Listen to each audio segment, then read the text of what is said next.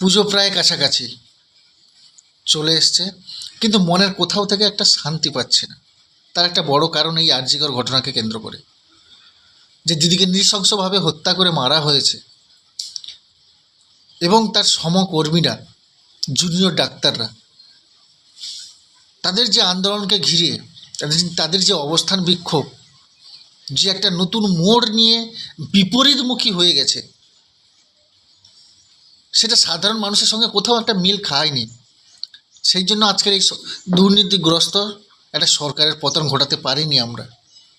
সবাই তৈরি হয়ে গেছিলাম মন থেকে যে এই সরকারের একটা পতন ঘটবেই, কিন্তু কেন হলো না তার উত্তর কিন্তু আমরা খুঁজছি, এখন তার উত্তর পাইনি আমরা।